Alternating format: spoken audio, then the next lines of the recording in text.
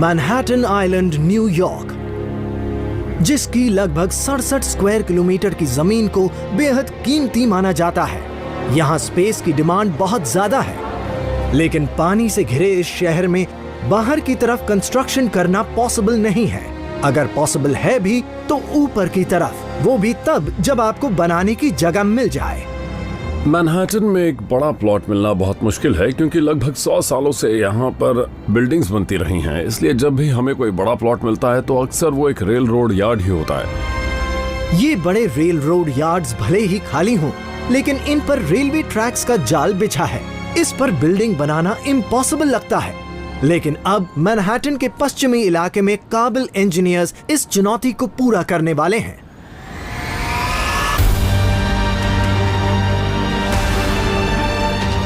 Hudson yards America का सबसे बड़ा रियल एस्टेट प्रोजेक्ट है, जिसे एक वर्किंग रेल यार्ड के ठीक ऊपर बनाया जा रहा है। इस साइट पर इंजीनियरिंग बहुत कमाल की है। यहाँ सिर्फ एक सिंगल पीस ही नहीं बनाया गया है, हमने कई पीसेस को बनाकर उन्हें साथ में जोड़ा है।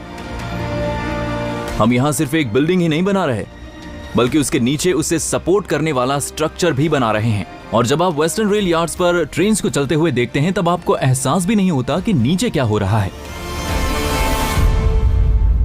इस लोकेशन पर सिर्फ एक नहीं बल्कि 6 स्काईस्क्रेपर्स बनाए जाएंगे।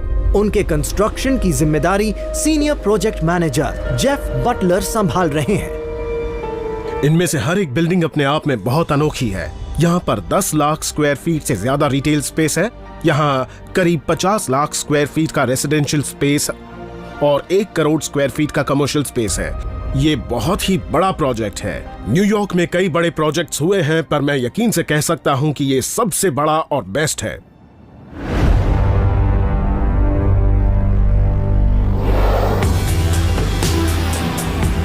एक वर्किंग रेल यार्ड पर एक बहुत बड़े प्लेटफॉर्म के ऊपर बनाया जाने वाला हडसन यार्ड मैनहट्टन के वेस्ट साइड में कुल 28 एकड़ का एरिया कवर करता है। इसमें कई बड़े स्ट्रक्चर्स को एक साथ बनाया जा रहा है, जिसमें न्यूयॉर्क का तीसरा सबसे ऊंचा टावर भी शामिल है। यहाँ एक आर्ट्स वेन्यू होगा जो इसकी शान होगा, और एक ब्रांड न्यू पार्क जो इसमें 4 चांद लगा देगा। जब हडसन यार्ड्स पूरा हो जाएगा, तब यहाँ पर रोजाना 1,25,000 लोग काम करेंगे और रहेंगे। ये शहर के अंदर एक और शहर जैसा होगा। लेकिन इस बड़े $25 बिलियन के प्रोजेक्ट में कई इंजीनियरिंग चुनौतियां हैं, जैसे कि न्यूयॉर्क का सबसे ऊंचा एक्सटर्नल ऑब्जर्वेशन डेक कैसे बनाया जाए। हम करीब 1000 फुट की ऊंचाई पर हैं, तो ऐसे मामले में इंजीनियरिंग और कंस्ट्रक्शन को समझना बहुत ही मुश्किल था। पावर कट से जूझ रहे शहर में इंजीनियर्स हडसन यार्ड्स को हर पल काम करने लायक कैसे बनाएंगे। हडसन यार्ड्स में जो फर्म्स होंगी, उन पर हमेशा पावर कट का खतरा मंडराता रहेगा। लेकिन सबसे बड़ी समस्या तो इसकी साइट से ही जुड़ी हुई है।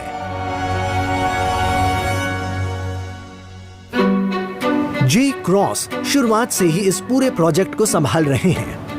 इस जमीन का जो प्लॉट है वो बहुत ही कीमती है, क्योंकि ये बहुत छोटा है और ये चारों तरफ नदी से घिरा हुआ है। वेस्ट साइड यार्ड्स को कभी उस नजर से देखा ही नहीं गया था, क्योंकि यहाँ पर सिर्फ ट्रेन ट्रैक्स थे। 7 सिटी ब्लॉक्स के बराबर west side yard Penn station की रेलवे साइडिंग्स की तरह इस्तेमाल होता था। इसके ट्रैक्स पर ट्रेन्स के चलते हुए इस पर कंस्ट्रक्शन करने का अनोखा प्लान बनाया गया। इसमें इंजीनियरिंग चैलेंजेस काफी बड़े थे, लेकिन एक वर्किंग रेल यार्ड पर कुछ बनाना सबसे बड़ा चैलेंज है। हमें इसे पूरा करना ही है। पर 30 एक्टिव ट्रेन ट्रैक्स के ऊपर कुछ बनाना कैसे मुमकिन है? इसका जवाब शायद मैनहट्टन से 1207 किलोमीटर पश्चिम में मिलेगा।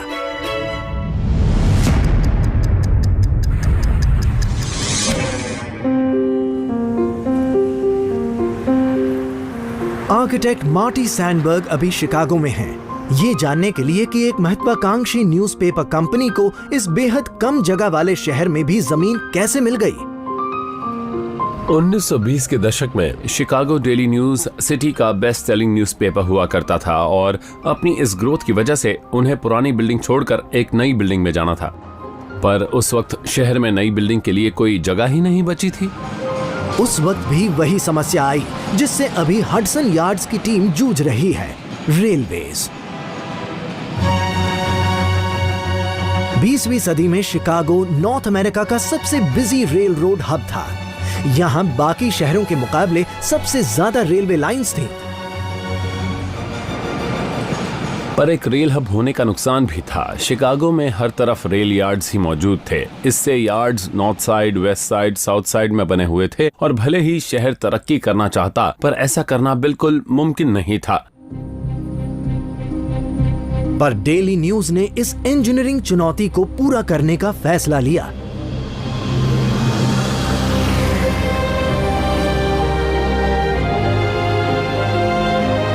तो ये है डेली न्यूज बिल्डिंग। मुझे पुरानी और खूबसूरत लाइमस्टोन बिल्डिंग्स बहुत पसंद हैं और ये उनमें से एक है। रेलवे लाइंस के जाल वाले इस शहर में उन्हें इस तरह की बिल्डिंग बनाने की जगह कहां से मिल गई? इसे मुमकिन बनाने वाला एक लॉ था जिसका नाम था एयर राइट्स। डेली न्यूज ने रेल कंपनी से उसके ट्रैक्स के ऊपर हवा में बिल्ड करने का राइट खरीद लिया था। ट्रेन्स की एक स्टैंडर्ड हाइट जो पिछले कई सालों से न बदली थी न बदलने वाली है, इसलिए ये तय हो गया कि ट्रैक्स के ऊपर का जो स्पेस है वो जाया हो रहा है। तो न्यूज़पेपर कंपनी को वो स्पेस अपनी बिल्डिंग बनाने के लिए बिल्कुल सही लगा। इस काम को पूरा किया आर्किटेक्ट्स जॉन ए होलेबर्ड और जॉन वेलबॉर्न रूट जूनियर ने। उन्होंने 26 मंजिला टावर ब्लॉक को एक्टिव ट्रैक्स के ठीक ऊपर बना दिया। अगर इस बिल्डिंग को देखें तो इसके नीचे आपको कई सारी रेलवे लाइंस नजर आ जाएंगी। यहाँ काम करने वाले लोगों को बिल्कुल पता नहीं चलता कि वो एक एक्टिव रेल लाइन के ठीक ऊपर बैठे हैं। हडसन यार्ड्स के इंजीनियर्स को यही करने की जरूरत है, पर ये काम आखिर हुआ कैसे? तो ये है हमारा शिकागो का सैंडबॉक्स। बस हमें रेलवे लाइंस के बीच में जो जगह है वहां पर 2 की फाउंडेशंस लगानी है। तो इस तरह से हमने 2 ऐसे एरियाज ढूंढ लिए हैं जहां पर हम जमीन में फाउंडेशन को काफी गहराई तक बना सकते हैं और फिर हम अपनी फाउंडेशन को इसमें ड्रिल करके लगा देते हैं। तो अब हमारा ग्राउंड लेवल नीचे नहीं बल्कि यहाँ जमीन से 20 फुट की ऊंचाई पर है। इसके बाद बिल्डिंग को इस प्लेटफॉर्म पर बनाया गया और उसके वजन को नीचे के पिलर से सपोर्ट किया गया। तो इस तरह से एक ट्रेन यार्ड को शिकागो की सबसे कीमती और काम की जमीन बना दिया गया। शहर को एक नई बिल्डिंग मिल गई, रेलवेज को कोई नुकसान नहीं हुआ, सड़क पर चलने वालों को अब ट्रेन के सामने नहीं आना पड़ता। इस सोल्यूशन से हर किसी को फायदा ही हुआ। होलेबर्ड और रूट की इस कामयाबी से एयर राइट्स की संख्या तेजी से बढ़ने लगी। जिन रेल रोड प्लॉट्स को बिल्डर्स ने नकार दिया था, अब उनकी कीमत लाखों डॉलर्स में पहुंच गई। ये उपाय वैसे तो पेचीदा उपाय है, पर असल में ये बहुत ही सिंपल है। कुछ जीनियस आर्किटेक्ट्स ने इस प्रॉब्लम पर मिलकर काम किया और अब शिकागो का एक हिस्सा इसी तरह से बनाया गया है।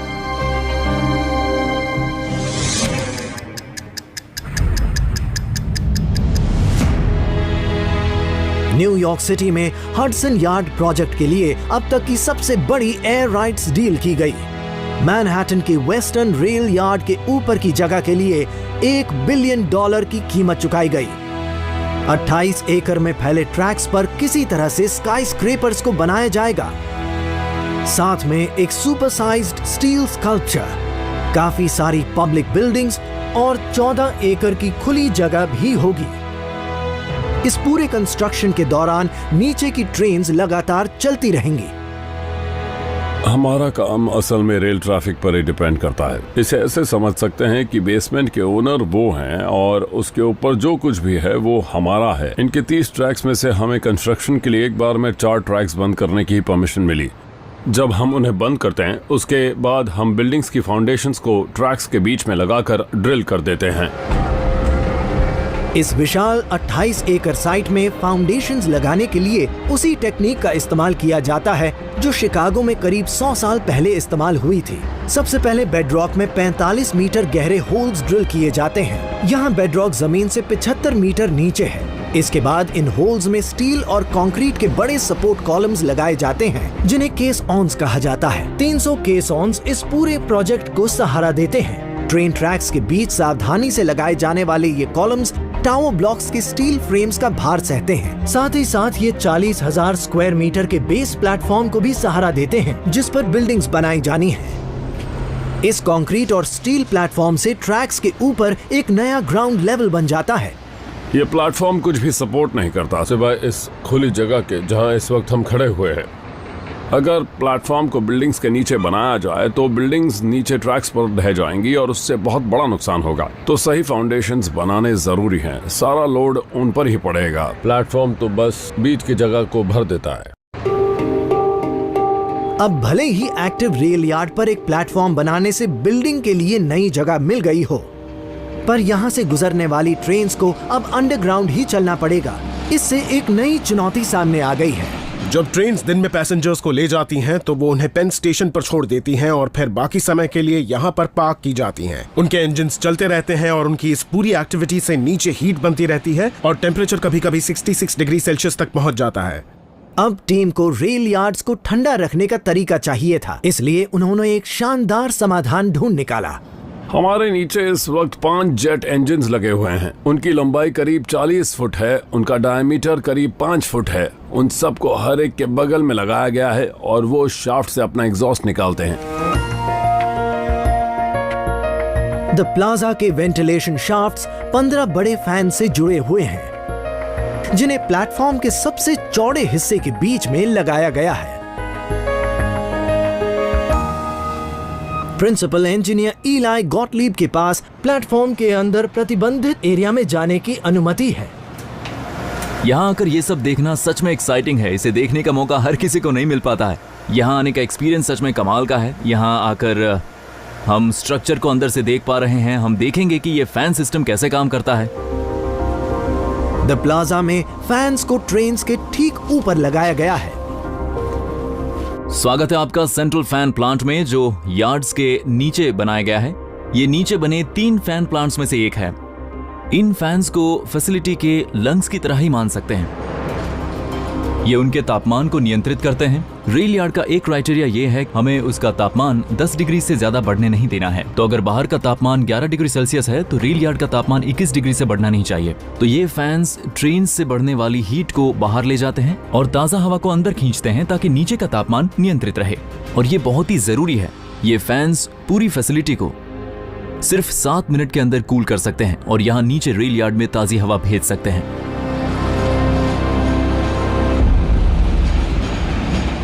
पर हडसन यार्ड्स इंजीनियर्स के सामने आ रही इम्पॉसिबल प्रॉब्लम से प्रोजेक्ट खतरे में पड़ सकता है। यहाँ कुछ भी नया इंस्टॉल करने के लिए हमारे पास स्पेस बहुत कम है। उनके सामने आने वाली चुनौतियों का लेवल भी हर रोज बढ़ता जा रहा है। हमारे पास इस पार्ट का डिजाइन तो था, लेकिन इसे कैसे बनाना है ये नहीं पता था। इसकी ज्यादातर बिल्डिंग्स एक एक्टिव रेल यार्ड पर बनाई गई है, तो सिर्फ इन बिल्डिंग्स को बनाने में ही कमाल की इंजीनियरिंग इस्तेमाल की गई है। जब हडसन यार्ड्स का ये प्रोजेक्ट पूरा हो जाएगा तब ये बहुत शानदार लगेगा। हमें एक ऐसे प्रोजेक्ट पर काम करने का मौका मिला है जिसमें कई अलग अलग पीसेस हैं और हर एक के अपने चैलेंजेस हैं और ये बहुत ही कमाल की बात है। इन्हें हमें साथ में जोड़कर पूरा करना है और सच कहूं तो ये काम सच में बहुत एक्साइटिंग है।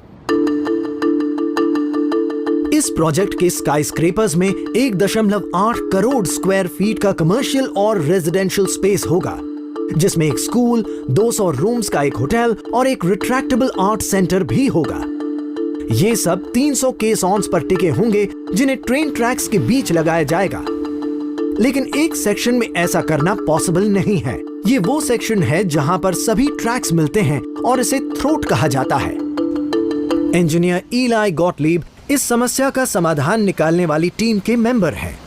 यहाँ से देखने पर हम ईस्ट की तरफ देखेंगे। इस हिस्से में 4 ट्रैक्स हैं जिनसे ट्रेन्स हडसन यार्ड्स में दाखिल होती हैं। यहाँ पर ट्रैक्स कई बार बदले जाते हैं और इससे वो ट्रेन्स इन 4 ट्रैक से 30 स्टोरेज ट्रैक्स पर चली जाती हैं। अब आप जरा सोचिए, अगर ट्रैक्स के बीच की दूरी बहुत ज्यादा हो तो उनके बीच हम एक केस बहुत आसानी से लगा पाएंगे या कुछ भी इंस्टॉल कर पाएंगे। लेकिन जहाँ पर ये ट्रैक्स एक साथ मिल रहे हैं वहां पर हमारे पास कुछ भी इंस्टॉल करने के लिए कोई जगह नहीं बचती है। ये बहुत मुश्किल हो जाता है।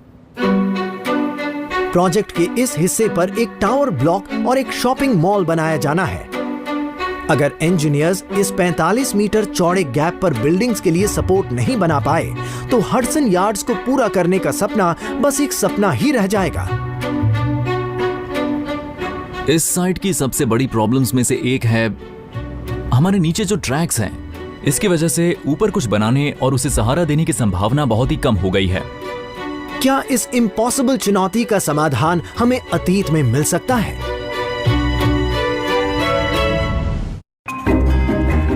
स्पैनिंग की बात की जाए तो कई ऐतिहासिक ब्रिजेस में इस समस्या का समाधान निकाल लिया गया था, पर एक्स्ट्रा लोड भी अपने आप में एक समस्या थी।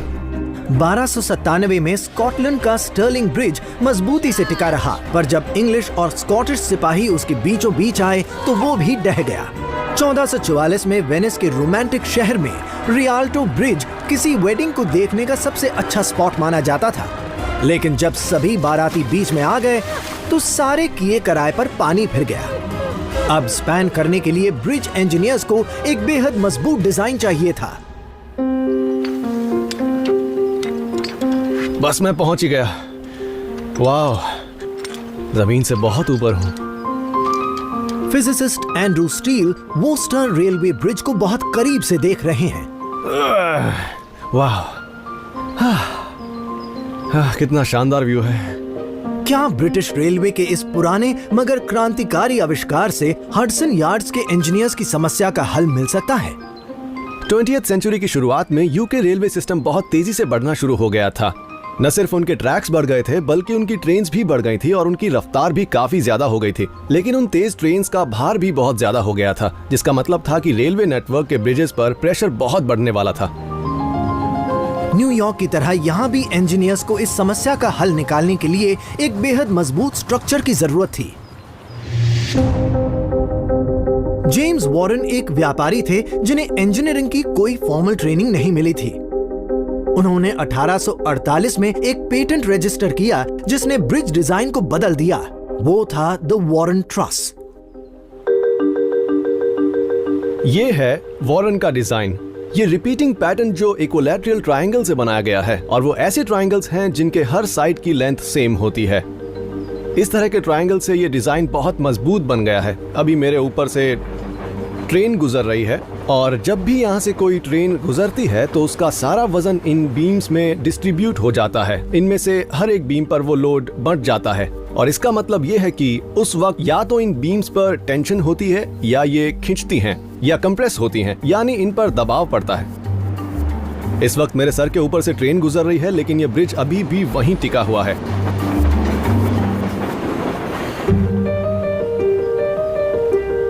इससे पहले कई ब्रिज इंजीनियर्स ने वर्टिकल बीम्स इस्तेमाल की थी, तो ट्रायंगल बनाने से कितनी मजबूती मिलती?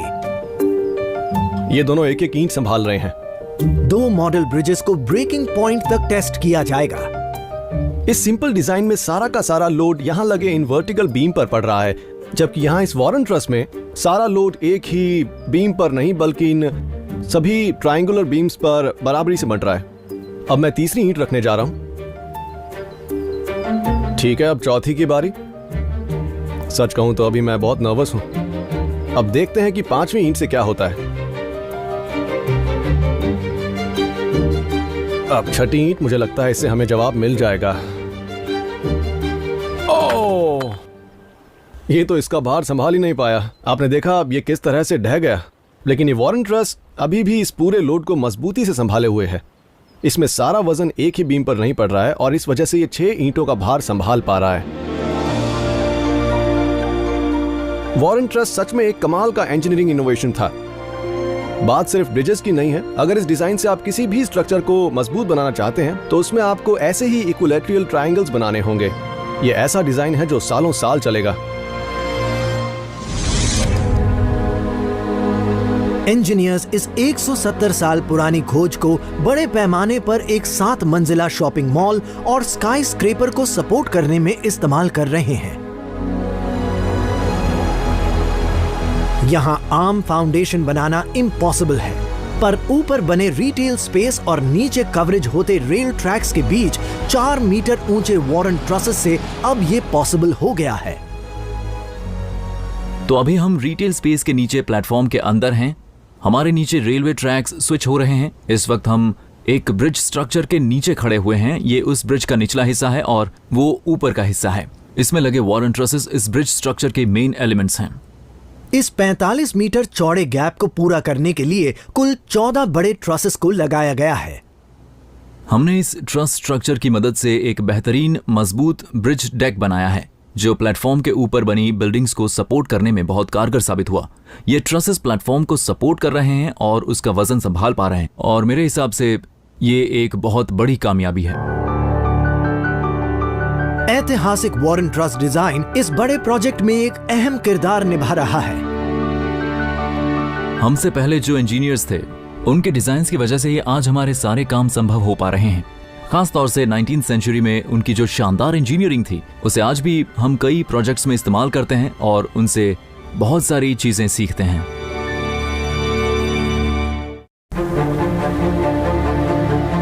ट्रसेस से इस प्रोजेक्ट के सबसे ऊंचे टावर को सपोर्ट किया जाएगा और पूरा होने के बाद ये न्यूयॉर्क का दूसरा सबसे ऊंचा टावर बन जाएगा। इंजीनियर जे क्रॉस के पास इसके सबसे खास फीचर को देखने की परमिशन है। वो है इसका 100वां फ्लोर। वहां तक पहुंचने में इस लिफ्ट से 10 मिनट का समय लगता है। जब हम ऊपर जाते हैं तब शहर का एक अलग ही व्यू देखने को मिलता है। ये कमाल का है। इसके टॉप के व्यू ने ही एक और बेहतरीन इंजीनियरिंग समाधान की प्रेरणा दी।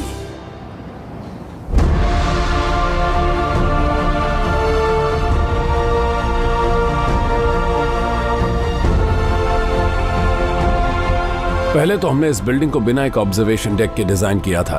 फिर जब हमने देखा कि ये कितनी ऊंची होने वाली है तब हमने आर्किटेक्ट्स के सामने ये चैलेंज रखा कि वो यहाँ पर एक ऑब्जर्वेशन डेक बनाएं। हमें लग रहा था कि वो डेक को टावर के अंदर ही बनाएंगे, लेकिन उन्होंने बाहर की तरफ डेक बना दिया जो दिखने में बहुत ही कमाल का लगता है।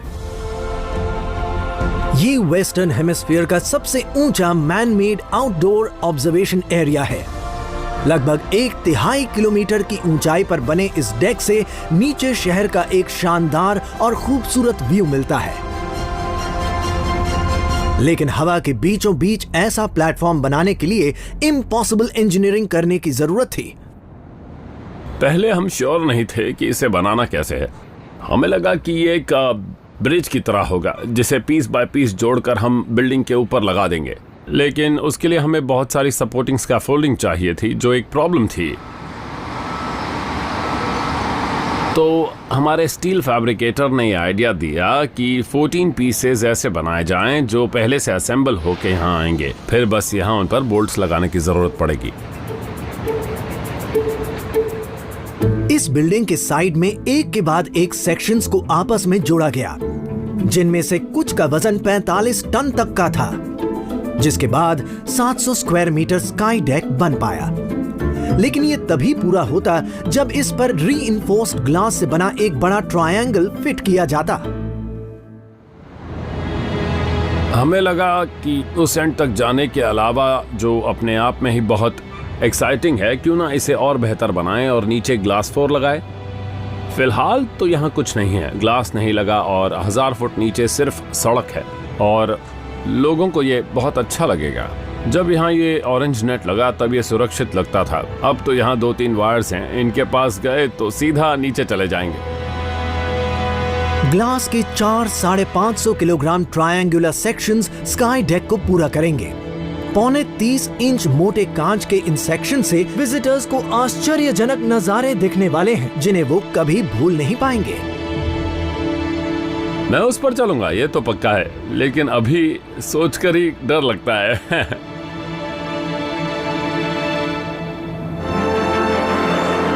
इस साइट की सबसे नायाब इंजीनियरिंग का प्रदर्शन करता ये आर्ट्स वेन्यू है जिसका नाम है द शेड।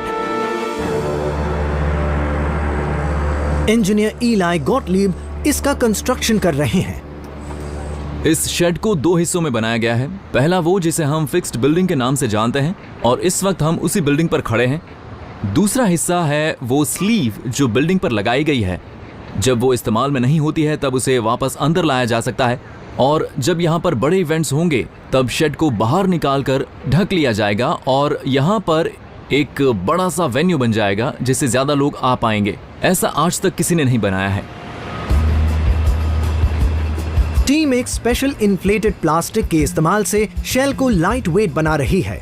ताकि इसे मूव करने में कम से कम पावर इस्तेमाल करनी पड़े। इसकी छत पर महज 180 हॉर्स पावर का एक ड्राइव सिस्टम लगाया गया है। तो अभी हम शेड फिक्स्ड बिल्डिंग के छत पर हैं और आप यहाँ देख सकते हैं ये टीथ ड्राइव मैकेनिज्म के हैं जिन पर शेड मोटर्स रोल करेंगी और असेंबली को आगे और पीछे ले जाएंगी। ये बिल्कुल एक के ऊपर एक खड़े 600 हाथियों को मूव करने जैसा होगा और यहाँ उसके लिए 8 रोलर स्केट्स भी हैं। ये रोलर स्केट्स असल में 2 मीटर ऊंचे व्हील्स के 8 पैर्स हैं जो हैवी ड्यूटी रेल्स पर चलते हैं। 2016 में इस रिट्रैक्टेबल बिल्डिंग का पहली बार टेस्ट किया गया जो बेहद सफल रहा।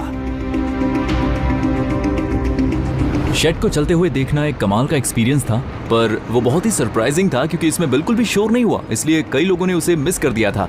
वो सब इतनी शांति से हो रहा था कि यहाँ जो लोग काम कर रहे हैं उन्हें भी पता नहीं था कि ये सब हो रहा है। वो सोच रहे थे कि ये तो पहले यहाँ था, अब यहाँ कैसे पहुँच गया, आखिर ये कैसे हुआ। तो ये सब बहुत ही स्मूथली हुआ।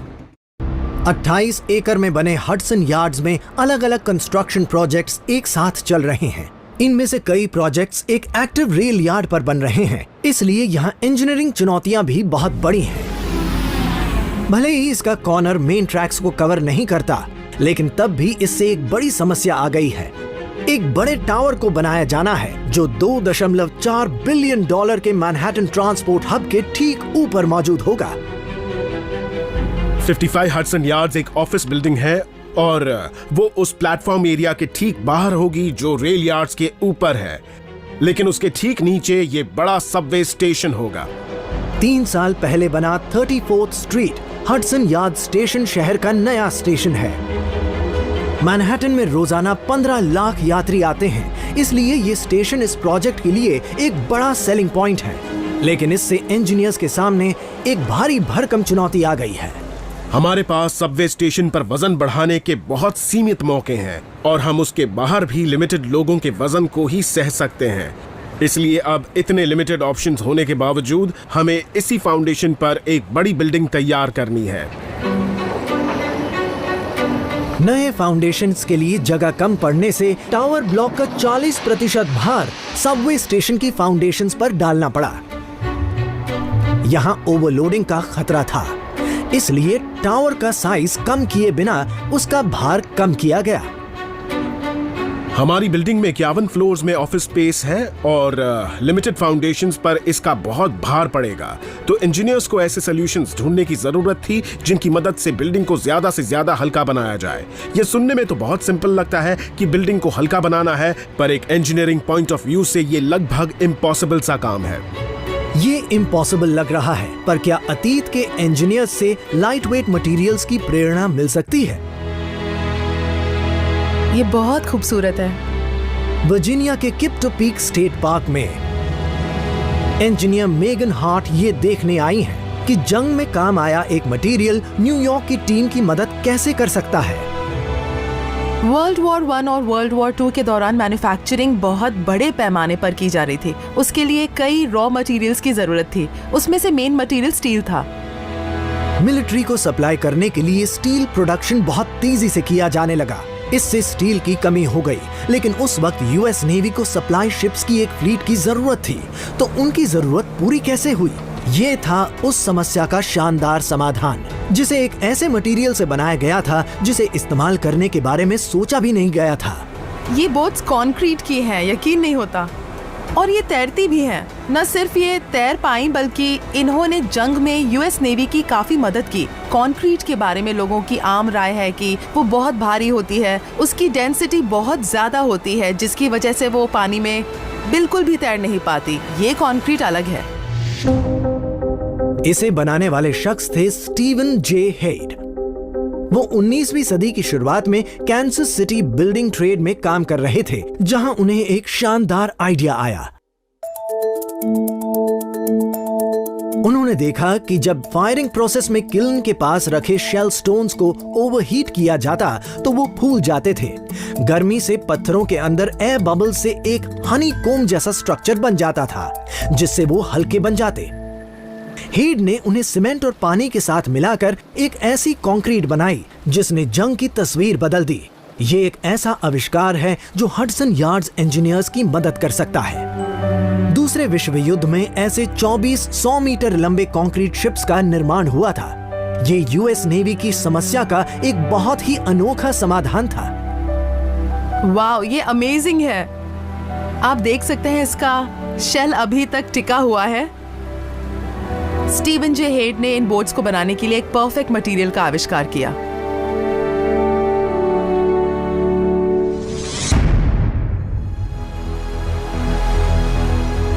न्यूयॉर्क में इंजीनियर्स हेड की खोज की मदद से स्काई स्क्रेपर के वजन को कम करने वाले हैं।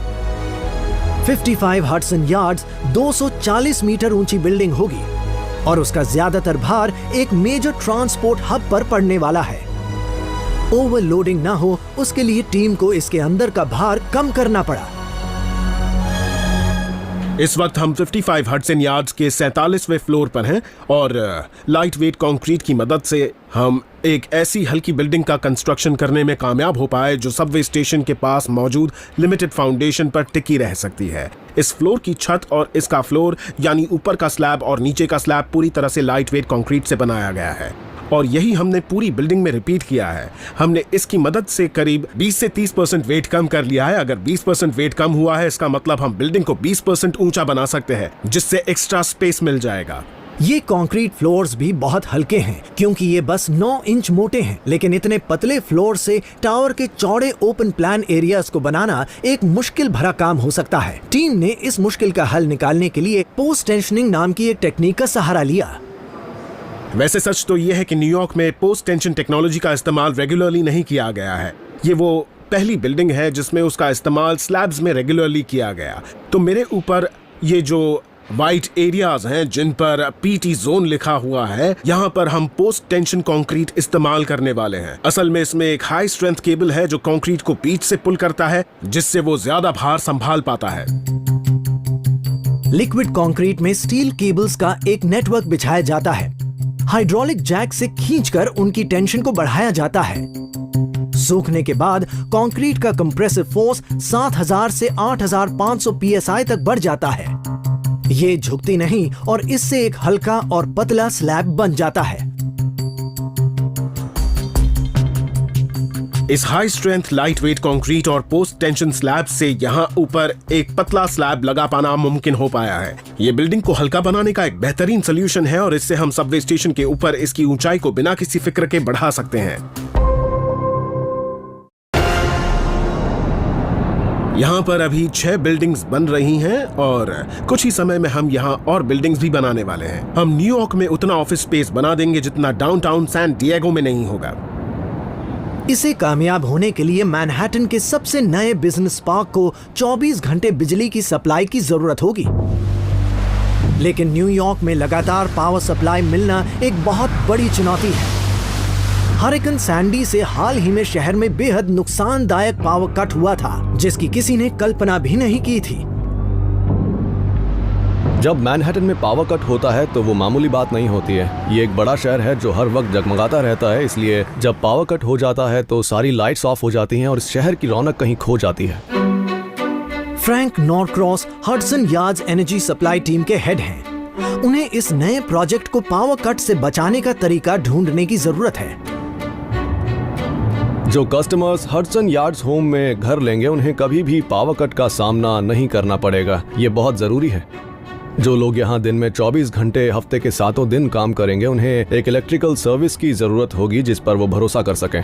पावर कट होना एक बहुत बड़ी प्रॉब्लम है क्योंकि जब बिजली चली जाती है तब जिन सिस्टम्स पर हम अपनी सुरक्षा और आराम के लिए निर्भर करते हैं वो बंद हो जाते हैं और ऐसे में हम डर और खतरा महसूस करते हैं। लेकिन तूफान आने पर भी पावर सप्लाई को कैसे जारी रखा जाए, इसके लिए टीम को अतीत की एक खोज से प्रेरणा लेने की जरूरत है।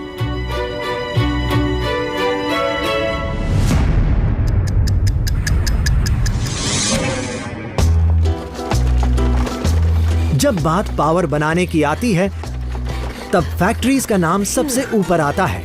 पहले मशीनों को हाथ से चलाया जाता था, फिर औद्योगिक क्रांति के बाद स्टीम इंजन आया।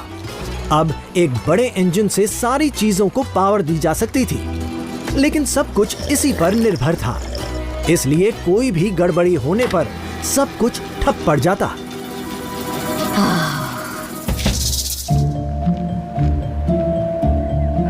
फिजिसिस्ट एंड्रू स्टील उत्तरी इंग्लैंड में एंसन इंजन म्यूजियम में एक ऐसा ऐतिहासिक आविष्कार देखने आए हैं जिसने स्टीम इंजन को रिप्लेस कर दिया था। निकोलास ऑटो एक जर्मन सेल्समैन थे जिनके इंजीनियरिंग के शौक से जन्मे आविष्कार ने 19वीं सदी को बदल दिया।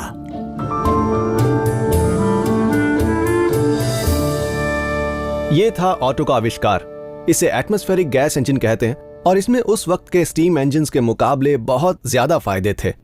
पहला, इसे चलाने के लिए ज्यादा पानी की जरूरत नहीं थी। दूसरा, इसे कई लोग नहीं बल्कि एक ही इंसान चला सकता था। और तीसरा, ऐसे कई इंजन्स को फैक्ट्री में लगाकर उनसे अलग अलग मशीनें चलाई जा सकती थीं, न कि एक बहुत बड़ा स्टीम इंजन जिस पर अकेले ही सारी मशीनों को चलाने की जिम्मेदारी होती। ये साइज में छोटा था लेकिन स्टीम इंजन से कहीं ज्यादा ताकतवर था। तो अब मैं इसे स्टार्ट करूंगा।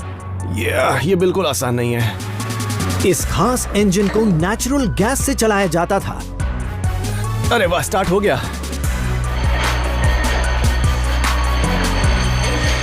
इस तरह के इंजन को चलाने के लिए इसके बीचों बीच एक बहुत बड़ा पिस्टन लगाया जाता है।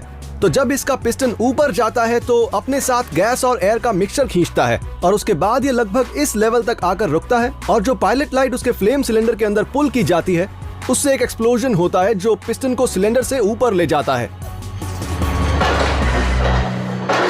एक छोटे पावर स्टेशन के जैसा ऑटो का सिंगल एक्टिंग सिलेंडर बहुत हद तक कामयाब रहा, पर उनके नए और बेहतर गैस पावर्ड मॉडल से हडसन यार्ड्स इंजीनियर्स को उनकी मुश्किल का हल मिल सकता है। ये ऑटो के डिजाइन का दूसरा मॉडल है और ये भी बहुत ही ज्यादा कमाल का है। इसमें एक 4 स्ट्रोक साइकिल का इस्तेमाल किया जाता है। पहले इंजन के मुकाबले इस इंजन में हर इग्निशन के लिए पिस्टन के 4 स्ट्रोक्स होते हैं। सबसे पहले पिस्टन नीचे की ओर जाता है और एयर और गैस को चेंबर के अंदर खींचता है। दूसरे स्ट्रोक में पिस्टन ऊपर उठता है, तब एयर और गैस को कंप्रेस किया जाता है। तीसरे स्ट्रोक में उसे इग्नाइट किया जाता है और पिस्टन नीचे आता है। फिर चौथे स्ट्रोक में एग्जॉस्ट गैसेस को बाहर पुश किया जाता है।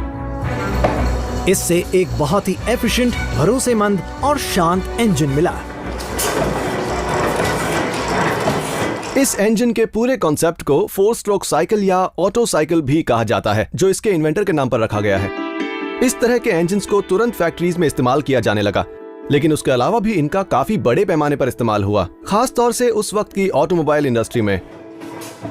ये सच में इंजीनियरिंग का एक बहुत ही नायाब नमूना है।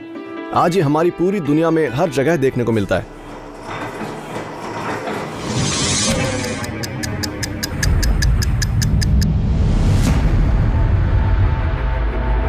ऑटो की खोज को ऑटोमोबाइल इंडस्ट्री ने काफी हद तक इस्तेमाल किया, लेकिन अब हडसन यार्ड्स के इंजीनियर्स उनकी इस खोज की मदद से एक बड़े पावर बैकअप सिस्टम का निर्माण कर रहे हैं। 2015 में मैनहट्टन की इस साइट पर दुनिया के 4 सबसे बड़े 4 स्ट्रोक गैस इंजन आए, जो 40 टन, 20 सिलेंडर, 4600 पावर के थे।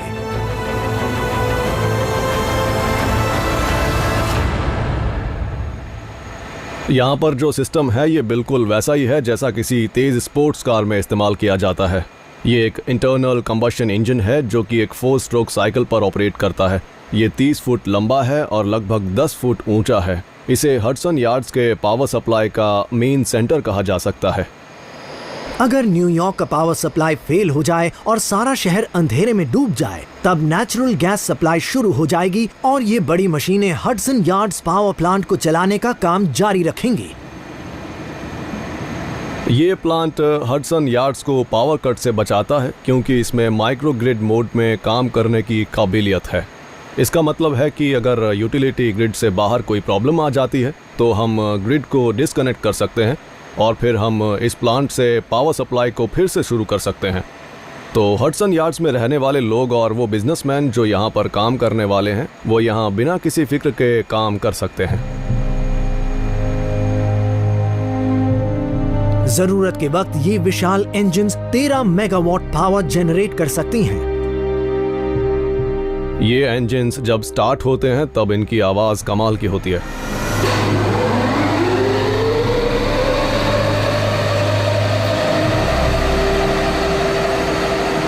मुझे बिल्कुल वैसी ही एक्साइटमेंट होती है जैसे किसी चमचमाती रेसिंग कार के इंजन के स्टार्ट होने पर होती है, और वो फीलिंग उससे कहीं ज़्यादा होती है क्योंकि इन इंजन्स का साइज बहुत बड़ा है। इस इंजन की आवाज़ सुनने पर ऐसा लगता है कि मैं बस इसे सुनता ही रहूं। ये पूरे प्रोजेक्ट को पावर सप्लाई देता है और जब ये चलता है तो आपको इसकी पावर का एहसास होता है।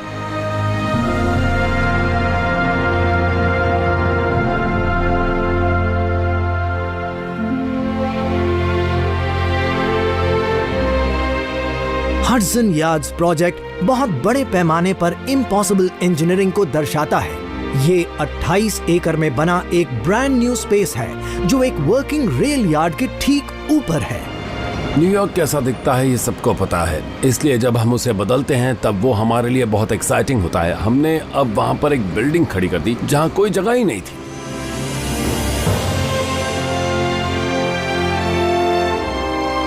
दुनिया पर अपनी छाप छोड़ने वाले इस प्रोजेक्ट में कदम कदम पर कई मुश्किलें आईं। इस साइट पर जो इंजीनियरिंग की गई है वो कमाल के टीम वर्क और विजन का एक बहुत अच्छा एग्जाम्पल है। कई लोगों की मेहनत से ये प्रोजेक्ट अब पूरा हो पा रहा है। लेकिन अतीत के आविष्कारों से प्रेरणा लेते हुए उन्हें इस्तेमाल करके और खुद नई खोज करते हुए इंजीनियर्स ने इस बार भी बना दिया है इम्पॉसिबल को पॉसिबल। हर दिन कंस्ट्रक्शन साइट पर आकर ऐसा लगता है कि एक बड़ी चुनौती का सामना करना पड़ेगा, पर उसी का तो मजा है। I love this project.